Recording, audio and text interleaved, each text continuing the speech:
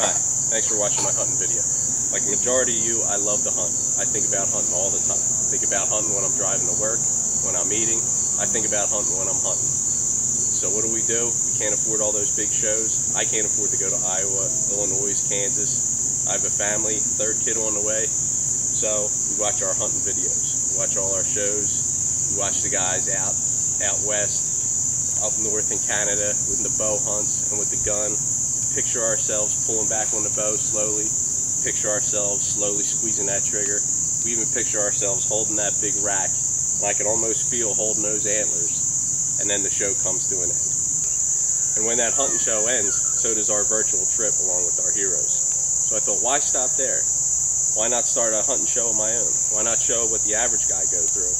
Scouting, knocking on doors, standing in a cornfield in Pennsylvania with my family, kids.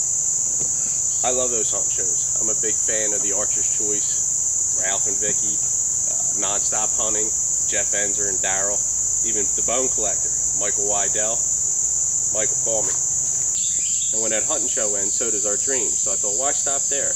Why not start a hunting show with just the average hunter does? I'm not an expert. I'm not any better hunter than anybody else out here. But I love to hunt, and I thought, what better way than to share my experience through the video. And with the kids,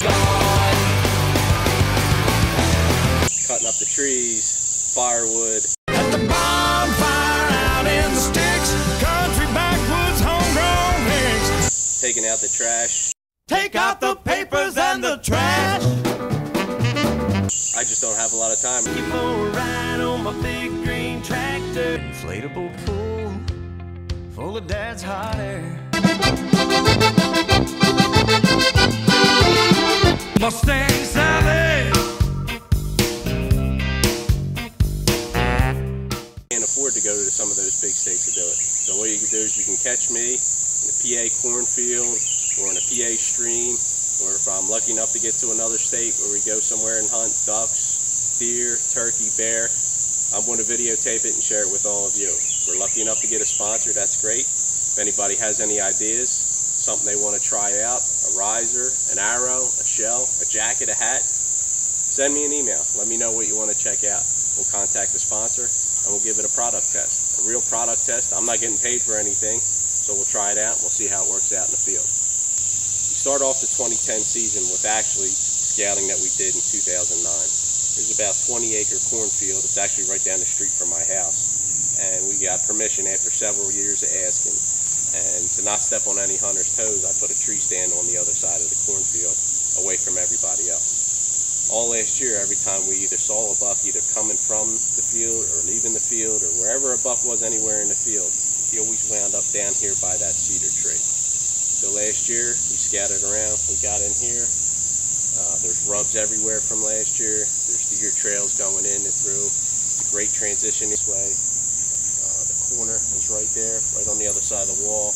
Right on the other side of the tree line is a rock wall, and then a creek, and then it goes uphill. What we did is we came in here, set up a couple trail cameras, came back in, we did some scouting. After about 2 weeks, we had about 600 pictures. You'll see pictures of doe, fox, and then we have a couple shooter bucks, 8-pointer. I'm not a trophy hunter, so if it's legal and mature buck, we're gonna take a shot at it. And then you'll see these trail camera pictures on here. We have a picture of this big buck that we named Yes Sir, and he'll be the buck that we'll be after this year. We named him Yes Sir because when I shoot him, the first thing I'm going to say is yes sir. One of the great tools I like to use when I'm hunting is trail cameras. A lot of us are married, kids, full-time job. We can't sit in the tree stand day after day just to do some scouting. So what we do is we set up the trail cameras when we think we have some deer, see where they're coming through. We let them sit here for about a week. And we have two options. We have this handy little viewfinder. What we can do is we pop out the memory card of the camera.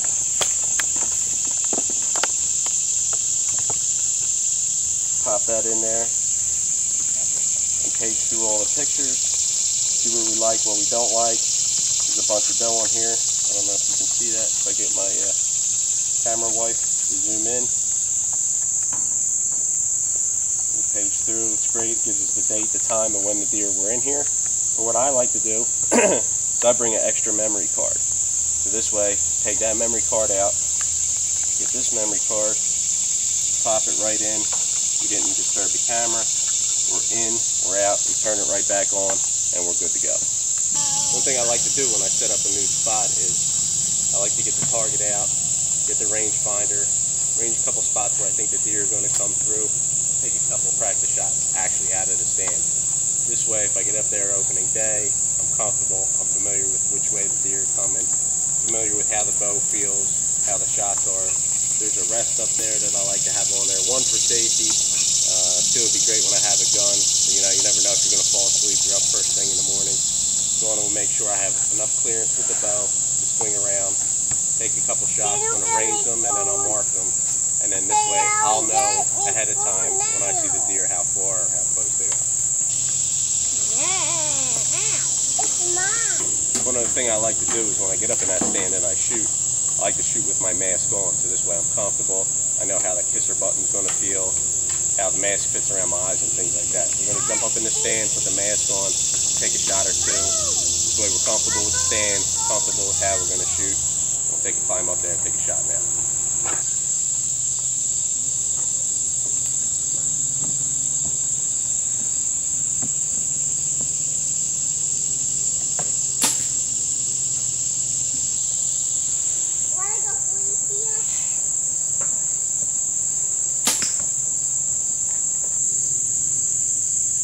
Like I said before, I'm not an expert. I don't claim to be any better hunter than anybody else. I was told by Homer here that I was doing it wrong before, so he's going to show me how to shoot. Go ahead, buddy. Good job. No? Where did it go? We have a lot of experts in this family, so we have another archer that's showing me the right way to shoot.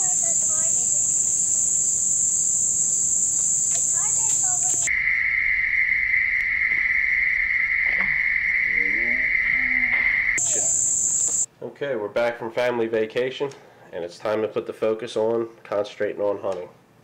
We have a topographic map here, the layout where I am. Give you an idea, last year it was right in this area right here, and what we saw was all the buck either going to or from this area here. This isn't as much as up to date. This is all corn now.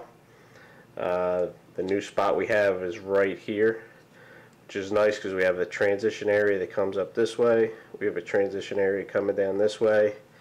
You can't see it real well, but this is kind of a pinch point for here to get back. There's all corn planted in here. There's corn planted in here.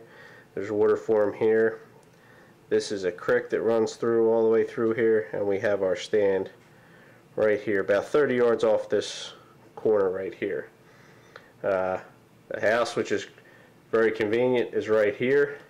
So what we're going to do, actually right now, I'm going to take you guys for a ride. We're going to go down and check the trail cameras. We haven't touched them since I left for the shore with the family. So we are going to start there. We're going to ride down, park there, check the trail cameras, and see what we have. Well, we're back here in our spot after our vacation. We're down here to check the cameras. In typical bad luck or hard luck or whatever you want to call it fashion, I'm sure it happens to a lot of you guys out there. I go to check the camera to bring it down here, and we have an error on the camera and we can't fix it. I look online and it's going to cost $260 to fix the camera. So we're borrowing our brother-in-law's camera. Finish this show or get us over to the next spot. I don't know, we're going to have to buy a new camera or see what's going to happen. But down here we're going to check the first camera here. We have an old rechargeable battery that died before we got back down here. I like to have a couple of these extra batteries just on hand for when these rechargeables go bad, so we don't hit any kind of snag when we can't get any camera. So we're going to change the battery out, change the camera, the SD card out. We're going to see what we have here, then we'll move over to the other camera and see what we have going on over there. We're over here at our second camera at our spot here. Luckily, I keep a couple of these on hand because unfortunately this camera 6-volt battery died as well. So we're going to swap this out, put the new battery in, get this off here, change out the SD cards. SD card in here, put that in the pocket. going in.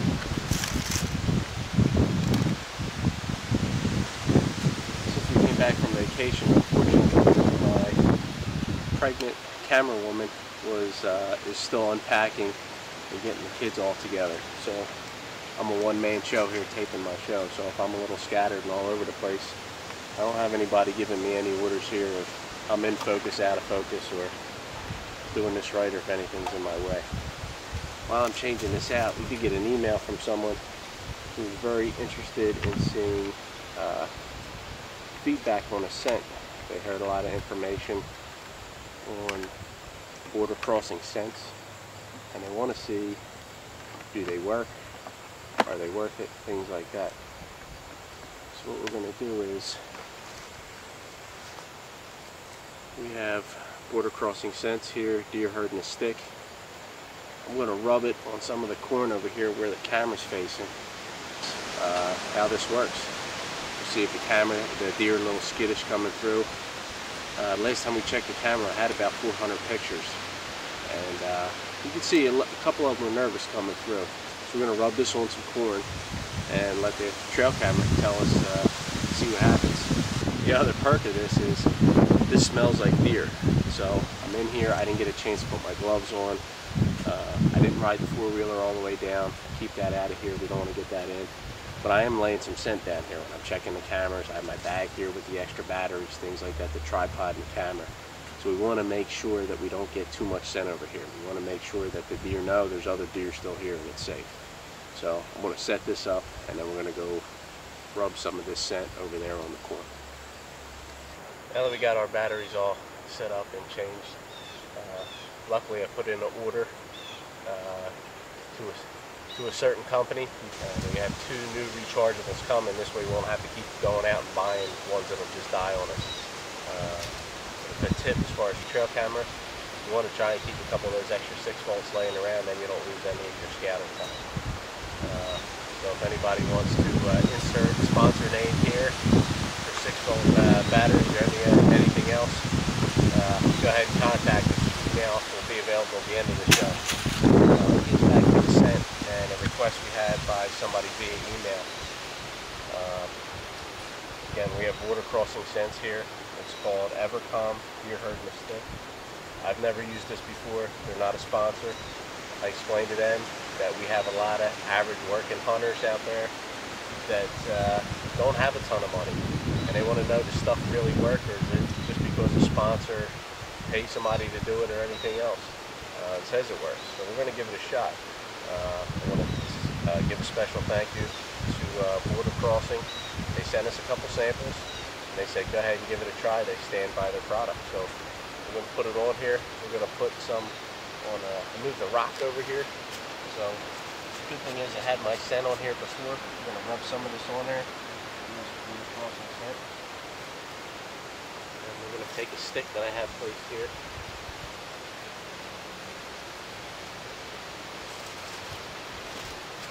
Well, that didn't work out very well. Right here. Rub that, some of that on the... You don't want to get this on your hands. Especially when you're going home to a pregnant wife that has super smell. So, again, thanks to Border Crossing. All the working men that are watching my show want to know if this works. I'm going to let you know.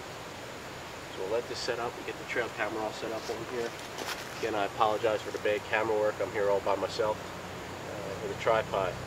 So we'll give it another week or 2, and then we'll come back and see what's going on. Catch you later.